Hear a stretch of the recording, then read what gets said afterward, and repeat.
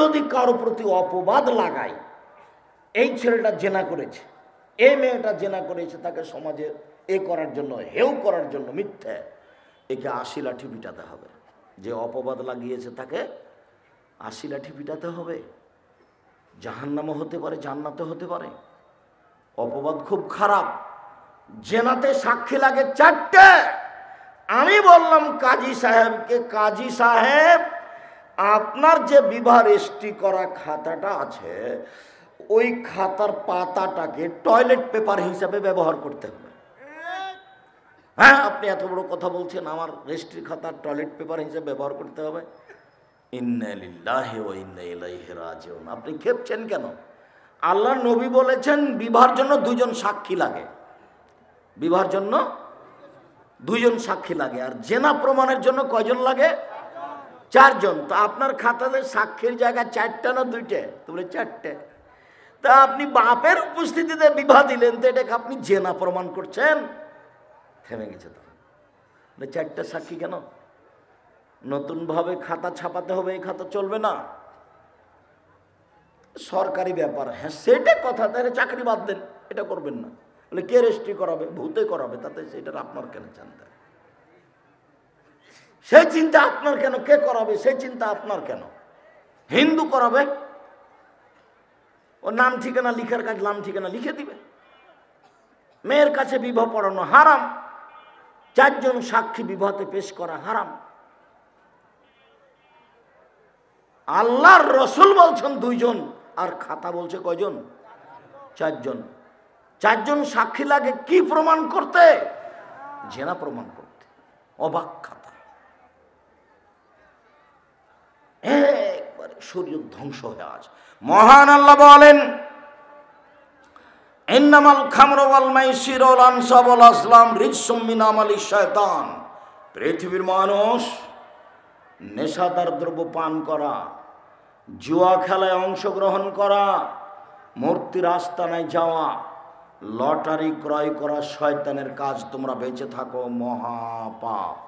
যদি লাইগা যায় 40 লক্ষ টাকা দিয়ে 20 টাকার দিয়ে লটারি কিনলেন, তওবা ছাড়া এই পাপ ক্ষমা হবে না। হবে কিনা সে আল্লাহ ভালো জানে। লটারির পাপ মহাপাপ। চলেন এবার আপনাকে প্রথমে দেখাই অবাক পাপের গতি। একটা তো দেখালাম সুদ, অবাক পাপের গতি। 1, আল্লাহর নবী বলেন, ইস্তানেবুল খামরা ফাইন্নাহুমুল খাবায়েস। পৃথিবীর মানুষ মদ খাওয়া থেকে বেঁচে থাকো, নিশ্চয় এটা হচ্ছে পাপের মা। এমন কোন দুনিয়াতে পাপ নাই যেটাকে পাপের মা বলা হয়েছে। শিরক পাপের মা নয়, বাপ মায়ের অবাধ্য চলা পাপের মা নয়, মিথ্যা সাক্ষী দেওয়া পাপের মা নয়, সুদ খাওয়া পাপের মা নয়। কিন্তু মদ খাওয়া পাপটা হলো পাপের মা। 2, ওয়ালা তাশরাবান্না খামরান ফাইন্নাহা রাসুল ফাহিশা। পৃথিবীর মানুষ মদ খায় না, নিশ্চয় এটা হচ্ছে পাপের মাথা। 3, ওয়ালা তাশরাবিল খামরা ফাইন্নাহু মিফতাহুশ শাররে। পৃথিবীর মানুষ মদ খায় না, এটা হলো পাপের চাবি। 1 অংশ শেষ হলো বক্তব্যের। আর কোনো পাপ এরকম পাবেন না। মদ খাওয়ার একটা হাদিস হলো এটা হলো পাপের চাবি, একটা হলো এটা পাপের মাথা, একটা হলো এটা পাপের মা। এ দিয়ে আল্লাহ নবী বুঝাতে চেয়েছেন মদ খাওয়া পাপ এমন পাপ যা দিয়ে সব পাপ করা যায়। যখন মস্তিষ্ক বিকৃত হয়ে যাবে তখন মার সাথে জেনা করবে, সব পাপ করতে পারবে, তার নাম মদ। 1 অংশ শেষ করলাম। 2, রাসূল সাল্লাল্লাহু আলাইহি সাল্লাম বলছেন, মান শারেবাল খামরা ওয়া সাকেরা লাম তুকবাল লাহু সালাতুন 40 লাইলা। কেউ যদি নেশাদার দ্রব্য পান করে 40 দিন তার সালাত নামাজ কবুল হবে না। এমন কোনো পাপ নাই যে পাপটা করার পরে 40 দিন নামাজ কবুল হবে না, এরকম কোনো পাপ দুনিয়াতে নাই। হোক সেটা সুদ ঘুষ, হোক সেটা এতিমের মাল ভক্ষণ করা, এমন কোনো পাপ নাই যে পাপ করলে 40 দিন নামাজ কবুল হবে না, মদ ছাড়া। 3, রাসূল সাল্লাল্লাহু আলাইহি সাল্লাম বলেন, মান শারেবাল খামরা মুদমিনুল খামরে কা আবেদে ওয়াসানিন, মান শারেবাল খামরা লাম ইয়ারজাল্লাহু আরবাইনা লাইলা। কেউ যদি নেশাদার দ্রব্য পান করে, সে আল্লাহকে নিজের দিকে 40 দিন করতে পারবে না। 40 দিন জেনা করার পরে বলছে, আল্লাহ আমার ভুল হয়েছে, আমাকে মাফ করো, আমি হাত তুলে তোমার দরবারে বলছি। আল্লাহ আচ্ছা ঠিক আছে, মাফ করলাম, যাও। সুদ খাওয়ার পরে বলছে, আল্লাহ আমার ভুল হয়েছে, তুমি আমাকে মাফ করো, আমি সুদের লেনদেন বন্ধ করলাম। তো আল্লাহ বলেন, আচ্ছা ঠিক আছে, যাও। তো মদ খেয়ে বলছে, আমি ভুল হয়েছে, আমাকে মাফ করো। বলছে 40 দিন পরে আল্লাহ কথা বলবেন যে দেখি তোমার কথাটা গ্রহণ করা যাবে কিনা। কথা বলার তো আবার ঢং আছে, এবাদত তো আবার ঢং আছে। দিনাজপুর শহরে কাহারুল বাজারে মসজিদে সালাত হলো, সালাম ফিরলো, আসসালামু আলাইকুম রহমতুল্লাহ, আসসালামু আলাইকুম রহমতুল্লাহ, আলহামদুলিল্লাহ রাব্বিল আলামিন বিহাক্কি লা ইলাহা ইল্লাল্লাহ। এটা নাকি দোয়া। বলেন তো এটা কেমন দোয়া? বলেন তো এটা কোথায় কান্নাকাটি আছে? এরই নাম ধর্মকে পাগল মনে করা, ফাইজলামি করা। আল্লাহ বলছেন, ফাইদা ফারাগতা ফানসব ওয়া ইলা রাব্বিকা ফারগাব। মুহাম্মদ সাল্লাল্লাহু আলাইহি সাল্লাম, আপনি যখন দুনিয়াবি কাজ থেকে অবসর হবেন, তখন আপনি কঠোর শ্রমে ইবাদতে আত্মনিয়োগ করুন, আর আপনি আমাকে যা বলবেন তা বিনয়ের সাথে কান্নাকাটি করে বলুন। আলহামদুলিল্লাহ রাব্বিল আলামিন বিহাক্কি লা ইলাহা ইল্লাল্লাহ। বলেন তো এখানে কোথায় কান্নাকাটি আছে? কোথায় এখানে বিনয়ী আছে? ছেলে, কারো গায়ে হাত দিয়ে থাকবে না, একদিকে চেয়ে থাকো। উপস্থিত বৈঠকের মুসলিম বোন, মুখখান বন্ধ করে রাখবেন। ঢং ঢং করে এসেছেন আর ঢং ঢং করে হেঁটে চলে যাবেন না। স্বামী তো একটা কাপুরুষ, আর বাপ তো বাপ নয়, এটা হলো বাপ, হলো সৎ বাপ। যে বাপ ছেলে মেয়েকে কন্ট্রোল করতে পারে না, ও কেমন বাপ? ও হলো সৎ বাপ। আল্লাহ নবী বলছেন যে, মান ওয়ালাদাল্লাহু ওয়ালাদান ফালিহিসান ইসমাহু আদাবাহু। কারো যদি ছেলে মেয়ে জন্ম নেয়, তো বাপ যেন একটা সুন্দর নাম রাখে। তো সুন্দর নাম কি? আল্লাহ নবী বলছেন, সুন্দর নাম আল্লাহর গুণবাচক নাম। আব্দুল্লাহ, আব্দুর রহমান, আব্দুর রহিম, আব্দুল সত্তার, আব্দুল জব্বার, আব্দুল খাবির, আব্দুল গনি, আব্দুল মগনি, আব্দুল হামিদ, আব্দুল সত্তার, এগুলো নাম। আর না হলে নবীদের নাম, আদম, ইয়াকুব, ইসমাইল, ইসহাক, মুসা, সোলাইমান, এগুলো নাম রাখবে। তো ছেলেটার নাম রেখেছে লিটন। আপনি এখন বলেন যে এটা ওর নিজ বাপ না সৎ বাপ? আমি বলেছি এটা তার সৎ বাপ, এটা তার চাচা, এটা তার বাপ নয়। আমার সামনে সাহস করে সে লোকটা বলতে পারবে না যে আমি আসলেই বাপ। বলুক দেখি কিভাবে বলবে। আমি যখন সালাম দিয়ে যাব, হাঁটবো যখন, তখন আপনি আমাকে বলিয়েন যে আব্দুর রাজ্জাক সাহেব, আমার ছেলের নাম লিটন আর আমি হলাম আসল বাপ। জন্ম দিতে পারলে বাপ হওয়া যায় না, ক্ষমতার নাম বাপ, নীতির নাম বাপ। জন্ম দিতে পারলে বাপ হওয়া যায় না, ক্ষমতার নাম বাপ, নীতির নাম বাপ। আল্লাহ রাসূল বলছেন, বাপ হলো কর্তা, মা হলো কর্ত্রী। বাপ হলো কর্তা, মা হলো কর্ত্রী।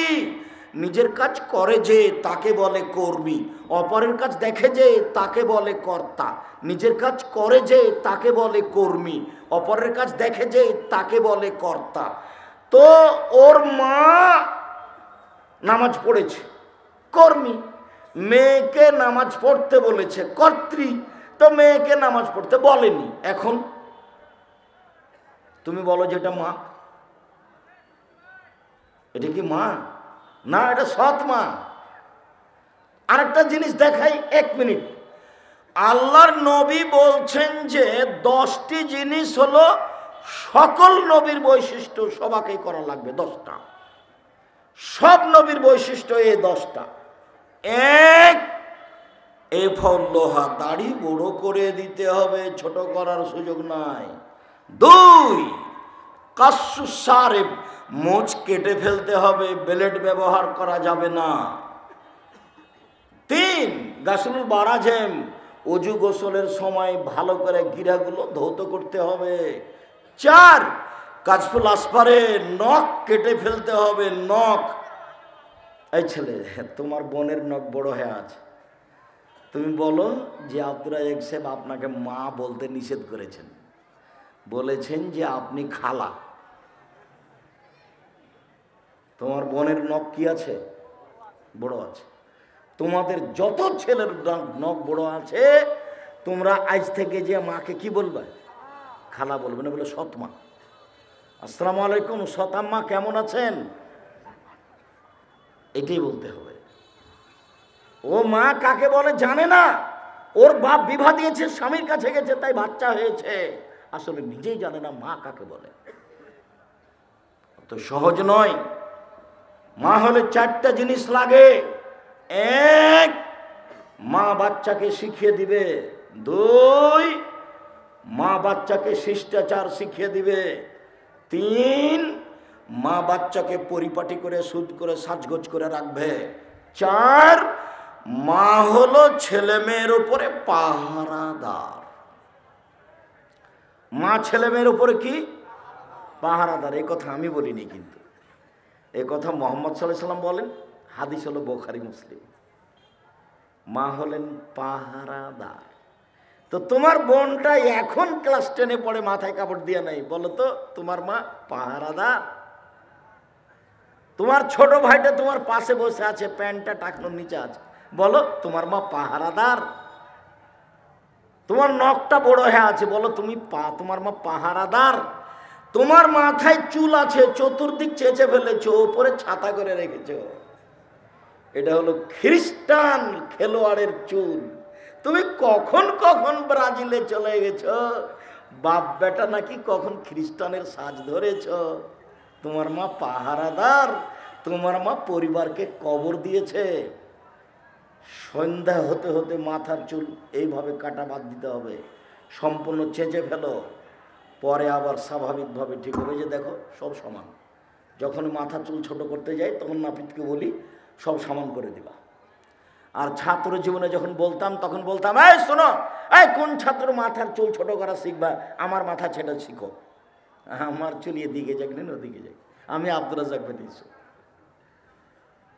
আমি পাঞ্জাবি পরলেও যা, লুঙ্গি পরলেও তাই, ওকে নতুনভাবে দেখার কোনো সুযোগ নেই। দিনাজপুরের মৌলানা, দিনাজপুরের সাধারণ লোক খুব ভালোবাসত। সেই ভদ্রলোক হচ্ছে যিনি সাথে থাকতেন ইদ্রিস, আল্লাহ মাগফিরাল্লাহু আরহামহু। তা আমি রিক্সা থেকে নামছি, লালবাগ মসজিদের সামনে একটা ছেলে দৌড়িয়ে এসেছে, বলছে আপনাকে আমি নিতে এসেছি। তুমি আমাকে নিতে এসেছো মানে? তুমি কি দিয়ে চিনলে?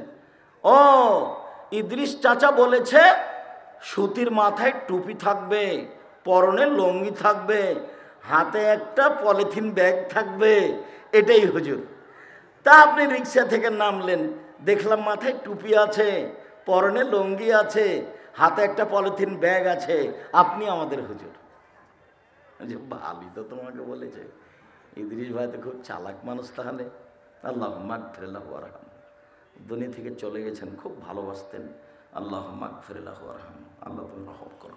সম্মানিত দিনী ভাই বোন, বলছিলাম নবীগণের বৈশিষ্ট্য 10টি। নখ কেটে ফেলতে হবে, বগলের উলুম উঠিয়ে ফেলতে হবে, ছাই ব্যবহার করে হোক আর যেভাবে হোক না কেন, ব্লেড বগলে ব্যবহার করা নিষেধ। নিচের লুম পরিষ্কার করতে হবে, ঊর্ধ্বে টান 40 দিন। 40 দিনের মধ্যেই পুরুষ নারীকে নিচের লুম পরিষ্কার করতে হবে, যেভাবে সম্ভব, যেভাবে সহজ। 40 দিন পার হওয়া নিষেধ আছে। নবীগণের বৈশিষ্ট্য, পেশাবের পরে পানি দিয়ে পবিত্রতা অর্জন করতে হবে, নবীগণের বৈশিষ্ট্য। অজু করার সময় ভালো করে কুলি করতে হবে। নবীগণের বৈশিষ্ট্য 10টি। বলো, তোমার বোনের নখ বড় হয়ে আছে, এটা তোমার নিজ মানা সৎমা। আমি তোমাকে কষ্ট দিতে আসিনি, আমি যেটা বলছি সেটাই চূড়ান্ত। জাতির যদি রাস্তাঘাট করে দিতে না পারি, জাতির যদি স্কুল কলেজ করে দিতে না পারি, জাতিকে চূড়ান্ত সঠিক ধর্ম দিতে পারবো ইনশাআল্লাহ। ধর্মের ব্যাপারে জাতিকে ফাঁকি দিয়ে পরকাল হারাতে রাজি নয়। 33 বছর থেকে জাতির সামনে কোনোদিন অপ্রয়োজনীয় বাক্য বলিনি। সম্মানিত দিনী ভাই বোন, বলছিলাম 4 নম্বর, কেউ যদি নেশাদার দ্রব্য পান করে, আবেদে ওয়াসানিন, ও হয়ে গেল মূর্তি পূজকের মতো। সরস্বতী, ভগবতী, কালী, দুর্গার পূজা করলে যেমন পাপ হয়, নেশাদার দ্রব্য বিড়ি, তামাক, জর্দা, সিগারেট, গুল খেলে তেমন পাপ হয়। এই ছেলে, আর একটু বুঝো, এমন কোনো পৃথিবীতে পাপ নাই যে পাপটাকে মূর্তি পূজার সাথে মিশানো হয়েছে। না, কথা বুঝতে পারলেন না। বড় পাপ চুরি, বড় পাপ জেনা, বড় পাপ মিথ্যাবাদের অবাধ্য চলা, বড় পাপ সুদ খাওয়া, বড় পাপ ঘুষ দেওয়া, বড় পাপ যুদ্ধের মাঠ থেকে পালিয়ে যাওয়া, বড় পাপ কারোর প্রতি অপবাদ লাগানো। এমন কোনো বড় পাপ নেই যেই পাপটা করলে সেই পাপটা কার সাথে জড়ানো হয়েছে? মূর্তি পূজার সাথে। মাত্র একটা পাপ, সেটা কি? নেশাদার দ্রব্য পান করা। কেউ যদি নেশাদার দ্রব্য পান করে, তাহলে সে কেমন পাপ করেছে? মূর্তি পূজার মতো পাপ করেছে, তার নাম নেশাদার দ্রব্য। আব্দুল্লাহ ইবনে আমর রাদিয়াল্লাহু তাআলা আনহু বলেন, রাসূল সাল্লাল্লাহু আলাইহি সাল্লাম বলেছেন, 4 শ্রেণীর মানুষ জান্নাতে যাবে না। এক, কোন বাপ মাকে মানে না। যে একদিন তুমি ছিলে তোমার মায়ের কোলে, এখন তোমার মা তোমার কোলে। তোমার বোনেরা শ্বশুর বাড়ি চলে গেছে, তোমার বউ তোমার মাকে দেখবে না। কেন? তোমার মা তোমার বউকে দিন রাত গালি দেয়, এ কথাও ঠিক। বিছানায় পড়ে আছে, তবু তোমার মা বলছে যে বের হয়ে যা, তোর বাপের বাড়ি চলে যা। তোমার মা তোমার বউকে দেখতে পারে না, এ কথাই ঠিক। তোমার মা সারা দিন তোমার বউকে গালি দিচ্ছে, এ কথাই ঠিক। তোমার মা যা বলে সবই উল্টা, এ কথাই ঠিক। এরপরে তুমি মুখ খুলতে পারবে না, মুখ খোলাই নিষেধ।